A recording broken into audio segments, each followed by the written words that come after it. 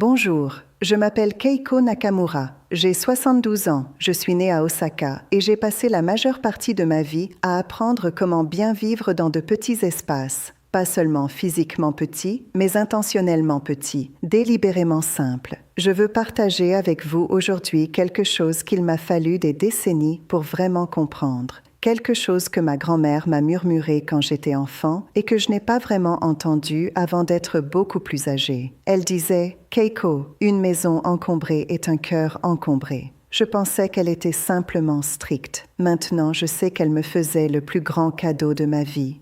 Ce ne sont pas simplement des astuces d'organisation, ce sont des techniques japonaises, discrètes, puissantes, des techniques anciennes qui ont façonné la manière dont des millions de familles japonaises vivent, respirent et trouvent la paix entre leurs quatre murs. Et aujourd'hui, chacune d'entre elles vous appartient. Maintenant, commençons. Technique numéro 1. Honorer l'espace vide, le secret du ma. Voici la première technique. Et elle va vous surprendre. Arrêtez de remplir les espaces vides. Au Japon, nous avons un mot, ma. Il signifie la pause délibérée entre les choses, l'intervalle intentionnel, l'espace pour respirer. Dans la culture occidentale, une étagère vide ressemble à quelque chose qui a mal tourné. Au Japon, une étagère vide ressemble à quelque chose qui a bien tourné. Quand j'ai quitté Osaka pour rendre visite à ma fille à Tokyo il y a des années, j'ai remarqué que son appartement semblait lourd. Pas sale, pas désorganisé, juste lourd. Chaque surface portait quelque chose. Chaque mur avait quelque chose dessus. Chaque coin était occupé. Je me sentais fatiguée rien qu'en franchissant la porte. Je ne l'ai pas critiquée. J'ai simplement attendu qu'elle parte travailler un matin. Je me suis approchée de sa bibliothèque. J'ai retiré 3 objets décoratifs. J'ai essuyé le bois et j'ai laissé cette section nue. Quand elle est rentrée, elle a dit « Maman, tu as cassé quelque chose ?» J'ai ri. J'ai dit « Non, j'ai fait de la place pour la paix. » Elle a fixé cette étagère vide pendant un long moment. Puis elle s'est assise tranquillement et a dit « C'est vrai que ça fait une différence. C'est ça le ma. » Voici la technique. Choisissez une surface dans votre maison aujourd'hui. Un rebord de fenêtre, une table d'appoint, un plan de travail de cuisine. Retirez tout ce qui s'y trouve. Nettoyez-la. Puis laissez-la vide. Pas comme point de départ avant de remettre des choses. Laissez-la vide comme destination. Observez comment cet espace change votre humeur chaque fois que vous passez devant. Observez comment vos yeux s'y reposent au lieu de rebondir anxieusement d'objet en objet. Ce calme n'est pas rien, ce calme est tout. Technique numéro 2. Dites merci avant de lâcher prise. Le pouvoir du kansha. La plupart des gens font du désencombrement avec frustration. Ils attrapent quelque chose, se sentent agacés que ce soit encore là et le jettent avec culpabilité ou colère qui traîne derrière eux. Les Japonais le font différemment. Nous disons merci d'abord. Kansha signifie gratitude. Une gratitude profonde, authentique, pas seulement pour les personnes, pour les objets aussi, pour les expériences, pour le manteau qui vous a tenu chaud il y a 10 hivers, pour le mixeur que vous avez utilisé fidèlement pendant 8 ans, pour le livre qui a changé votre pensée, même si vous ne l'ouvrirez plus jamais. Ma technique est simple. Avant de libérer n'importe quel objet, tenez-le dans vos 2 mains, sentez son poids. Rappelez-vous ce qu'il vous a donné. Puis dites tranquillement, soit à voix haute, soit dans votre cœur. « Merci, ton travail ici est terminé. » Puis libérez-le. Ce n'est pas de la sentimentalité, c'est du respect. Et voici pourquoi c'est important pratiquement. Quand vous libérez les choses avec gratitude au lieu de culpabilité, vous arrêtez de vous remettre en question. Vous arrêtez de ressortir des choses de la boîte de dons. Vous arrêtez de vous accrocher par honte. La culpabilité paralyse. La gratitude libère. J'ai vu des femmes dans la soixantaine 10 se tenir devant des placards remplis de choses qu'elles n'ont pas touchées depuis 15 ans, complètement paralysées, non pas parce qu'elles ne savent pas quoi faire, parce qu'elles se sentent mal de lâcher prise, comme si libérer un objet signifiait que le souvenir disparaît avec lui. Ce n'est pas le cas. Le souvenir vit en vous, pas dans l'objet. Une fois que vous comprenez ça, chaque acte de libération devient plus léger. Essayez ceci aujourd'hui. Prenez un objet que vous avez évité, quelque chose que vous savez dans votre cœur a terminé sa mission dans votre vie. Tenez-le, remerciez-le, laissez-le partir, un seul. Voyez ce que ça fait. Je pense que vous serez surprise. Technique numéro 3, mettez tout debout, le pliage tategumi. Cette technique seule vous fera gagner 30 minutes par semaine, et je n'exagère pas. Le pliage japonais ne consiste pas à rendre les choses jolies. Il s'agit de rendre tout visible d'un coup. La méthode s'appelle tategumi. Vous pliez les articles en petits et les mettez debout, côte à côte, comme des livres sur une étagère. Les vêtements dans les tiroirs, les serviettes dans les placards, les papiers dans les dossiers, les ustensiles dans les contenants. Pourquoi est-ce important? Parce que les piles cachent les choses. Les piles nécessitent de fouiller. Les piles font que vous oubliez ce que vous possédez. Les piles deviennent frustrantes et finalement vous arrêtez complètement d'ouvrir ce tiroir. Mais quand tout se tient debout, vous voyez tout instantanément. Vous tendez la main, vous prenez ce dont vous avez besoin, rien n'est dérangé. Le tiroir reste ordonné sans aucun effort supplémentaire. J'ai réorganisé ma cuisine de cette façon quand j'avais 65 ans. Mon dos m'en a immédiatement remercié. Plus besoin de me pencher profondément dans les placards pour chercher le bon couvercle de casserole enfoui sous 3 autres. Plus besoin de sortir la moitié d'un tiroir juste pour trouver une spatule. La technique ne nécessite aucun nouveau système de rangement. Pas de boîte, pas d'étiquette, pas de dépenses. Juste une nouvelle façon de penser l'espace. Vertical au lieu d'horizontal. Debout au lieu de couché. Choisissez un tiroir cette semaine. Videz-le complètement. Pliez ou triez le contenu pour que chaque article se tienne debout. Puis fermez le tiroir et rouvrez-le lentement. Ce petit moment de clarté, ce sentiment de tout voir d'un coup sans effort, c'est ça la technique. Et une fois que vous le ressentez, vous le ferez partout. Technique numéro 4, un qui entre, un qui sort, la règle d'équilibre. Cette technique protège tout ce que vous avez travaillé à simplifier. Elle est terriblement simple. Chaque fois que quelque chose de nouveau entre dans votre maison, quelque chose d'autre doit partir. Un qui entre, un qui sort. Pas d'exception, pas de délai, pas de « je m'en occuperai plus tard ». Un nouveau pull arrive, un ancien part, un nouveau gadget de cuisine entre. Quelque chose qui traînait inutilisé au fond d'un placard part enfin. Un cadeau arrive. Vous vous demandez honnêtement ce qu'il peut remplacer. Quand j'ai commencé à vivre selon cette règle, quelque chose d'inattendu s'est produit. J'ai arrêté d'acheter des choses impulsivement, parce que soudain, chaque achat potentiel nécessitait une décision complémentaire. De quoi vais-je me séparer pour faire de la place pour ceci? Cette question, posée honnêtement, est remarquable. Elle vous ralentit. Elle vous fait évaluer non seulement si vous voulez la nouvelle chose, mais si vous la voulez assez pour libérer quelque chose d'autre pour elle. La plupart du temps, vous réalisez que non. Cette technique est particulièrement puissante pour les seniors qui sont en train de simplifier intentionnellement. Vous avez déjà fait le travail difficile de créer de l'espace pour respirer dans votre maison. Cette règle garantit que ce travail ne sera jamais défait tranquillement avec le temps. Elle ne demande aucune volonté. Elle ne nécessite aucune motivation. C'est simplement une règle que vous suivez, comme un portail amical qui empêche votre maison de se remplir tranquillement à nouveau pendant que vous ne faites pas attention. Commencez demain. Quelque chose de nouveau entre. Quelque chose d'ancien sort. C'est toute la technique. Technique numéro 5. Écoutez ce que vos objets vous disent. Voici une technique qui semble inhabituelle, mais fonctionne immédiatement. Parcourez votre maison lentement. Pas pour nettoyer, pas pour organiser. Juste pour écouter. Prenez des objets en passant. Tenez-les. Remarquez ce que vous ressentez. Pas ce que vous pensez. Pas la logique de la chose, ce que vous ressentez. Certains objets se sentiront juste dans vos mains, chaleureux, comme s'ils appartenaient. D'autres se sentiront lourds, distants ou même coupables, comme quelque chose de non résolu. Au Japon, il existe une compréhension culturelle selon laquelle les objets accumulent l'énergie de la façon dont ils sont utilisés et dont ils sont traités. Un tiroir plein de choses que vous ne touchez jamais développe une sorte de poids stagnant. Une maison pleine d'objets qui ne reflètent plus qui vous êtes aujourd'hui pèse discrètement sur votre esprit, même quand vous ne pouvez pas nommer pourquoi vous vous sentez troublé. Ma technique est de parcourir lentement une pièce et de poser à chaque objet une question. Appartiens-tu encore ici, dans cette saison de ma vie? pas dans la saison d'il y a 20 ans, pas dans la vie que vous viviez ou que vous aviez prévu de vivre, cette saison.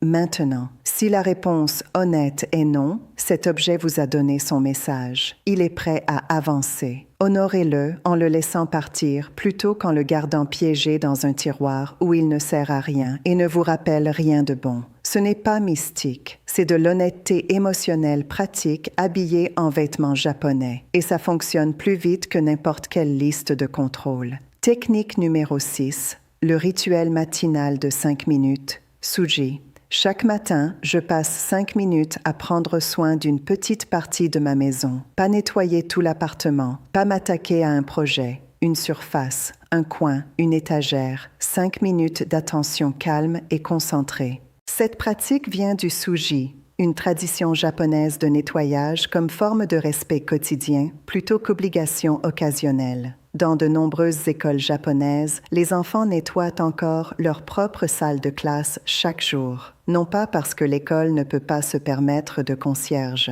parce que l'acte de prendre soin de votre espace vous apprend à le valoriser. J'essuie le plan de travail de la cuisine. Je redresse les coussins sur ma chaise. Je dégage tous les objets qui se sont déplacés la veille. Je fais cela avant de vérifier mon téléphone, avant d'allumer le moindre bruit, avant que la journée ne commence à me solliciter. Le résultat est que le désordre ne s'accumule jamais vraiment. Les petites choses sont traitées avant de devenir de grandes choses. Et plus important encore, je commence chaque journée par un acte d'intention. Je me dis, avant que le monde ne me fasse la moindre demande, que mon espace et ma paix comptent assez pour être entretenus. Pour les seniors, ce rituel offre quelque chose de profondément précieux, un sentiment de contrôle et de rythme. Quelque chose de fiable vers lequel vous revenez chaque matin, peu importe ce qui est incertain ou changeant.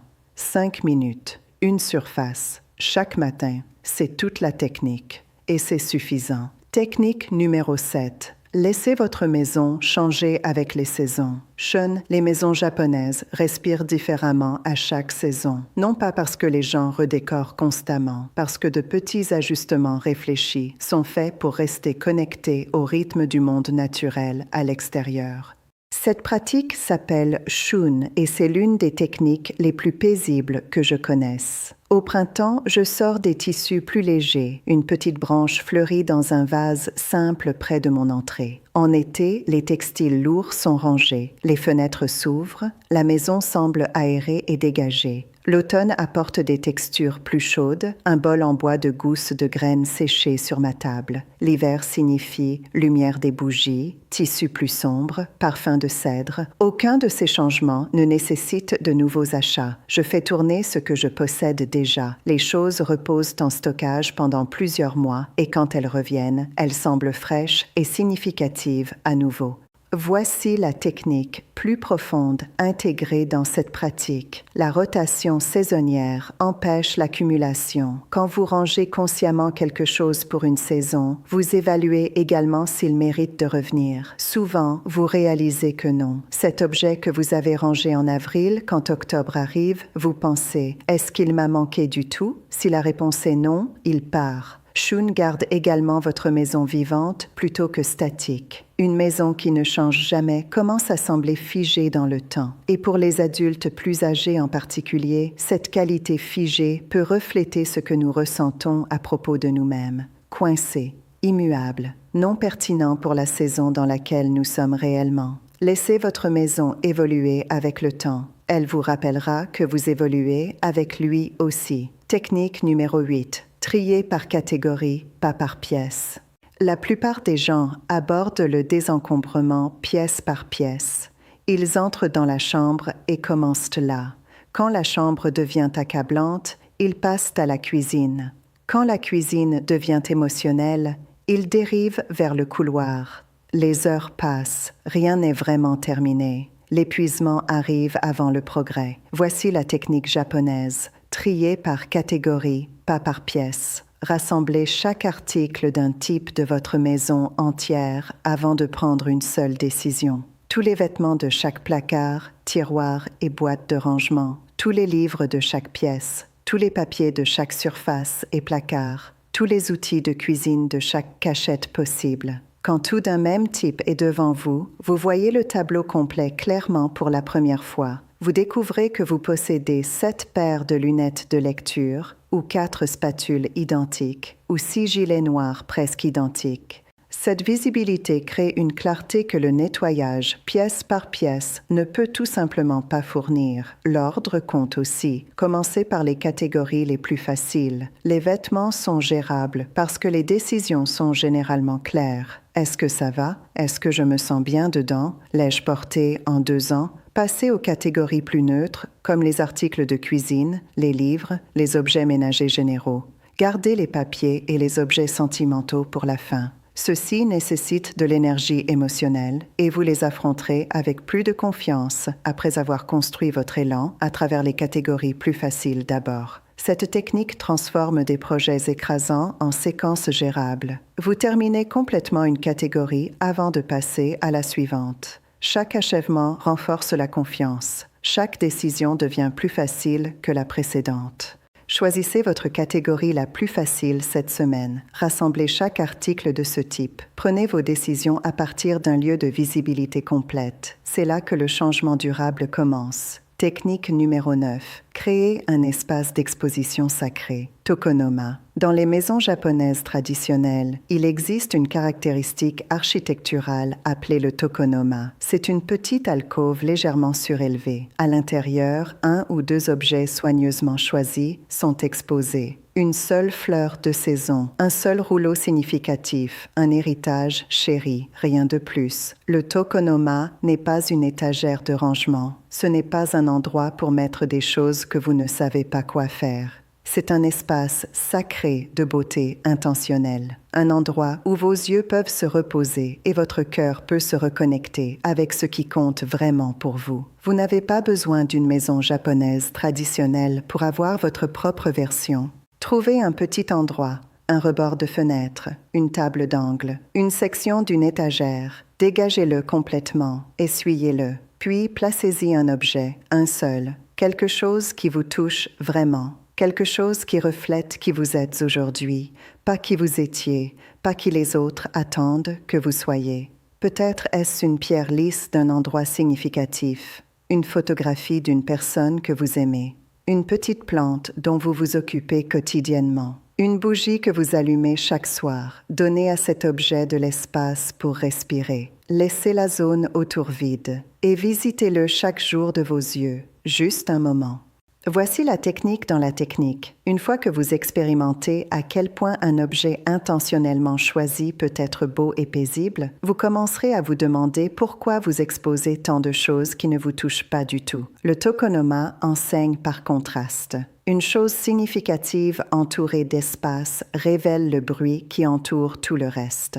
Créez votre tokonoma cette semaine. Un espace, un objet, toute la paix qu'il porte. Technique numéro 10. Débarrassez-vous de ce qui appartient à votre moi passé. Cette technique est peut-être la plus importante et la plus négligée. En vieillissant, nos maisons deviennent souvent des musées de versions antérieures de nous-mêmes. La personne que nous étions à 40 ans, la vie que nous avions prévue à 50 ans, les loisirs que nous pensions poursuivre, la taille à laquelle nous pensions revenir, la personne que nous pensions toujours être.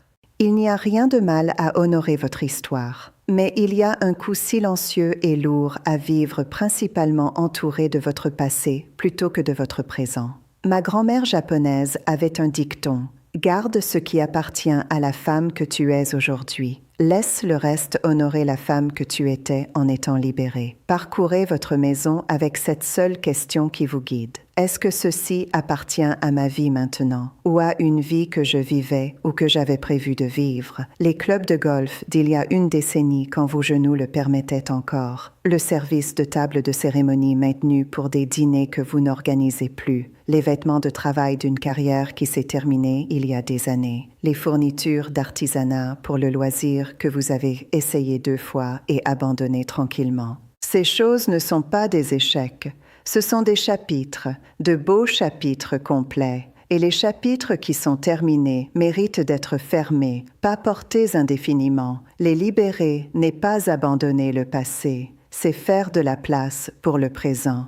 Pour qui vous êtes réellement maintenant, pour comment vous vivez réellement aujourd'hui, pour la paix que vous méritez réellement à ce stade de votre vie. Donnez-vous la permission de vivre à votre présent. Technique numéro 11.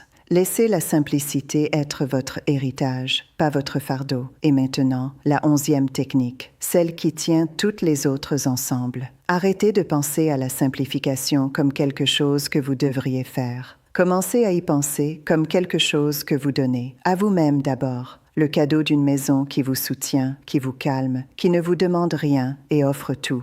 Et ensuite aux personnes qui viendront après vous, enfants, petits-enfants, quiconque entrera un jour dans votre espace et votre histoire. Au Japon, il existe un profond respect pour le concept de laisser les choses en bon ordre. Pas seulement physiquement organisé, mais émotionnellement complet. L'idée que quand nous partons, nous devrions laisser derrière nous la clarté plutôt que la confusion, l'intention plutôt que l'accumulation, l'amour rendu visible par une simplicité réfléchie plutôt que l'amour enterré sous des décennies de choses non traitées. J'ai 72 ans. J'ai simplifié ma maison, non pas parce que je me prépare à la fin de quelque chose, mais parce que je suis pleinement engagée envers la qualité de ce qui continue. Chaque objet que je le libère avec la connaissance tranquille que je choisis la présence plutôt que la possession, l'expérience plutôt que l'accumulation, la paix plutôt que la performance. Ma maison n'est pas une vitrine. Elle n'est pas dépouillée ou froide, elle est simplement mienne. Chaque objet qui s'y trouve est là parce qu'il me sert ou parce qu'il m'apporte vraiment de la joie. Rien n'existe par culpabilité. Rien n'est gardé par obligation. Et à cause de cela, chaque coin semble être un choix que j'ai fait pour moi-même. C'est la technique japonaise la plus profonde de toutes. Pas une méthode de pliage ou un système d'organisation. Une philosophie. La croyance que la façon dont nous habitons notre espace est un reflet direct de la façon dont nous habitons nos vies et que nous méritons, à n'importe quel âge, et surtout à cet âge, d'habiter les deux avec intention, avec grâce et avec paix. Vous n'avez pas besoin de mettre en œuvre les 11 habitudes aujourd'hui. Vous n'avez pas besoin de transformer votre maison cette semaine. Vous devez simplement commencer. Un tiroir, une surface, un objet tenu avec honnêteté et libéré avec gratitude. De ce seul petit acte, tout le reste suit. Si ces techniques vous ont parlé aujourd'hui, laissez un commentaire me disant quelle technique vous a le plus surprise ou laquelle vous prévoyez d'essayer en premier. Vos mots pourraient être exactement ce dont une autre personne a besoin pour faire son premier pas. Et si vous êtes prête à continuer ce voyage, abonnez-vous maintenant. Rejoignez notre communauté de personnes sages et réfléchies qui choisissent de vivre avec intention plutôt qu'accumulation. Je suis Keiko Nakamura. Merci d'avoir passé ce temps avec moi. Maintenant, rentrez chez vous et donnez-lui un peu d'espace pour respirer. Elle attendait.